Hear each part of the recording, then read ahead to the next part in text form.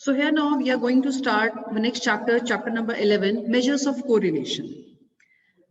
Up to the chapters that we have studied now, mean, median, mode, dispersion, in all those chapters we have studied about a single variable. Okay? आप वहाँ पे एक ही variable पढ़ते हैं, जैसे कि students के मार्क्स हैं, लोगों की इनकम है, लोगों की एज है, ओके, उनका एक्सपेंडिचर. हमने सिर्फ एक वेरिएबल अब तक पढ़े थे जिनमें जितने भी चैप्टर्स पढ़े हैं. लेकिन जरूरी नहीं है कि जैसे जैसे हमारे पास में स्टैटिस्टिकल प्रॉब्लम्स आए, सब कुछ एक ही सिंगल वेरिएबल में चलता रहे. बहुत सी बार ऐसा होता है कि हमारे पास वेरिएबल्स दो होते हैं. वेरिएबल्स वो होते हैं जो कि चेंज करते रहते हैं, जिनके लिए कि हम अपना इंटरप्रिटेशन करते हैं. हमने जो कुछ भी एनालिसिस करना है, किसी की एज का करना है, हाइट का करना है, तो कई बार ऐसा भी स्थिति आती है, सिचुएशंस आती हैं when we have to make the changes in the two variables. दो वेरिएबल भी हो सकते हैं, तीन वेरिएबल भी हो सकते हैं. तो जब हम एक से ज्यादा वेरिएबल्स को पढ़ते हैं तो उसको हम नाम देते हैं बाईवेरिएट डिस्ट्रीब्यूशन. और अगर हम सिंगल वेरिएबल को पढ़ते हैं, जैसे हमने अब तक डिस्पर्जन, मीन, मीडियन, मोड में पढ़ा था, ऑर्गेनाइजेशन में पढ़ा था, उसको हम बोलते हैं यूनिवेरिएट डिस्ट्रीब्यूशन. ओके, जैसे in your books it is given page number 11.1. अगर आप सिंगल वेरिएबल, वन वेरिएबल की स्टैटिस्टिकल एनालिसिस कर रहे हैं, that is known as univariate variable, just mark it. And if you are studying more than two variables और more than two variables, then it is known as the bivariate distribution. Okay. So many times under the bivariate distribution, we are interested to know about whether there is any relationship between these two variables, okay, in the day-to-day life. So this correlation, जिसको कि हम हिंदी में इसका नाम होता है सह संबंध, इसमें हम क्या पढ़ते हैं कि किन्हीं दो वेरिएबल्स के बीच में कैसा रिलेशनशिप है, कोई रिलेशनशिप है भी क्या नहीं है, पॉजिटिव रिलेशनशिप है, नेगेटिव रिलेशनशिप है, कैसा रिलेशनशिप है, उसको हम बोलते हैं correlation. Just mark the definition, it is important. Correlation is a statistical tool which studies the relationship between two variables. Correlation एक ऐसा स्टैटिस्टिकल टूल होता है जो कि दो वेरिएबल्स के बीच में रिलेशनशिप पढ़ता है, उनके बीच में क्या संबंध है उनको पढ़ता है, उसे कोरिलेशन कहते हैं. Okay, now two variables are correlated. If the change in one variable results in a corresponding change in the other variable, then two variables are said to be correlated. Okay? तो दो variables correlated, जैसे हम पढ़ना चाह रहे हैं कि किसी में relation है या नहीं है. अगर एक variable में change दूसरे variable में भी change लेकर के आता है, तो उसको हम बोलते हैं correlated. ठीक है, वो कोरिलेटेड तब है अगर एक वेरिएबल में चेंज हो रहा है, उसकी वजह से अगर दूसरे वेरिएबल में भी चेंज होता है, तो उसको हम बोलते हैं कोरिलेशन और द कोरिलेटेड वेरिएबल्स.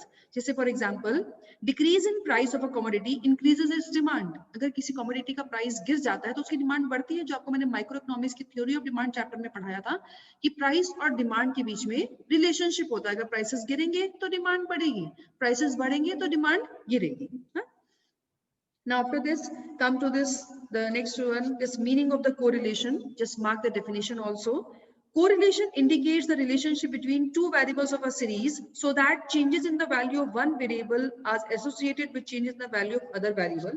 आपने पीछे correlation का meaning mark किया था, यहाँ पर भी फिर से mark करिए.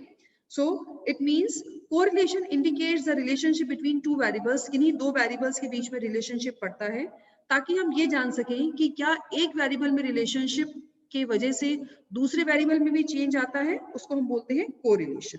Okay, now next one is correlation and causation. Just now I am sharing the screen over here.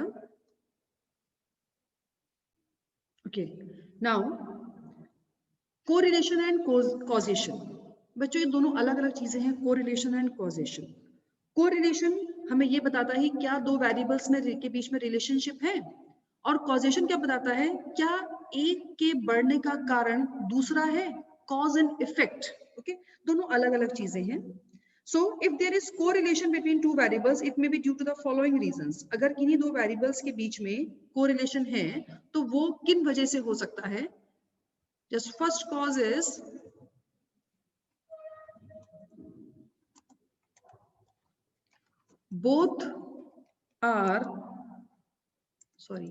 both variables being influenced by a third variable. Second is mutual dependence, and third is pure chance.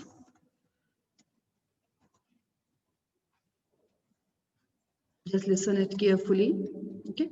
Now, if there is correlation between two variables, अगर किन्हीं दो variable के बीच में relationship है, correlation है, तो वो इन कारणों से हो सकता है. First is both variable being influenced by a third variable. जो दोनों वेरिएबल हैं जो कि कभी एक साथ बढ़ रहे हैं या एक साथ घट रहे हैं या उनमें नेगेटिव रिलेशनशिप हो रहा है, वो दोनों वेरिएबल किसी थर्ड वेरिएबल से इफेक्ट हो रहे हैं.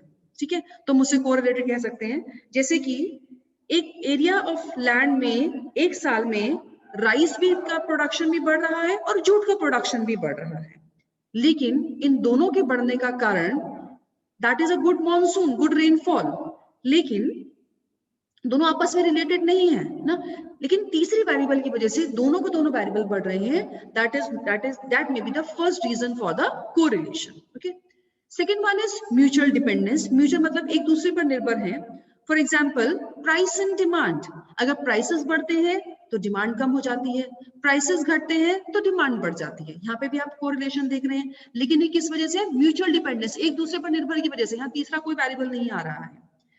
थर्ड इज प्योर चांस, जिसको कि हम स्प्यूरियस भी बोलते हैं.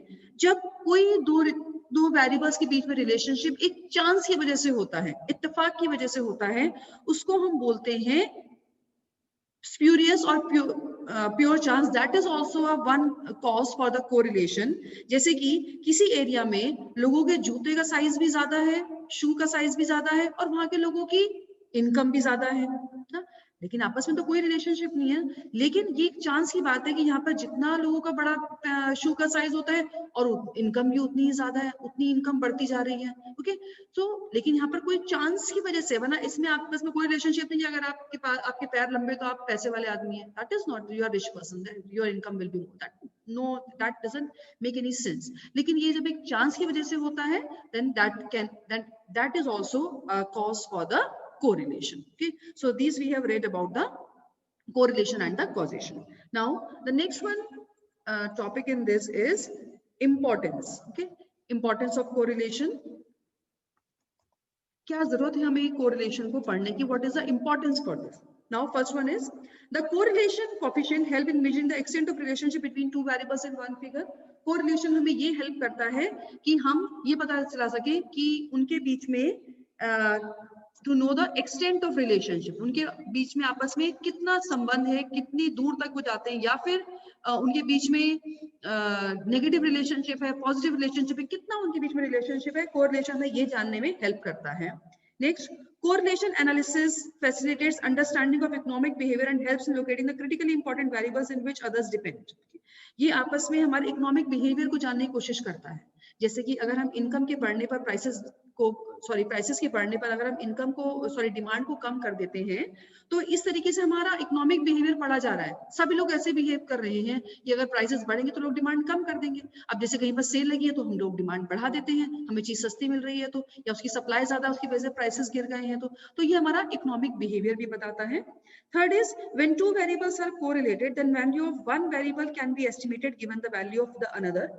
अगर दो वेरिएबल्स कोरिलेटेड होते हैं तो भी हम उसके बीच का रिलेशनशिप पढ़ सकते हैं, एक के हिसाब से हम दूसरे को एस्टिमेट कर सकते हैं. And fourth is correlation facilitates decision making in the business world. It reduces a range of uncertainty as predictions based on correlation are likely to be more reliable. So correlation बहुत बार हमें जो businessman है उनको decision making में भी help करता है. जैसे कि अगर ये लग रहा है कि भैया इस बार अगर सर्दी कम पड़ रही है तो जाहिर सी बात है वुलन्स की डिमांड कम रहेगी, है ना. अच्छा, अगर एक इंडिकेशन है, प्रिडिक्शन करी गई है कि शायद इस बार जो है लोगों की इनकम कम है कोरोना की वजह से, बहुत लोगों की सैलरी नहीं है, तो फिर उस वजह से उसके हिसाब से भी लोग जो है डिमांड कम करेंगे, तो प्रोडक्शन उसके हिसाब से किया जाएगा. क्योंकि कोरिलेशन एग्जिस्ट करता है कि हमारी जितनी इनकम बढ़ती है हम उतना एक्सपेंडिचर करते हैं, और अगर हमारी इनकम घट जाती है तो हम एक्सपेंडिचर भी कम करते हैं. ओके, तो ये जो है हमें एक प्रिडिक्शन करने में भी हेल्प करता है. So this is the importance of the correlation. Please mark it, all of you.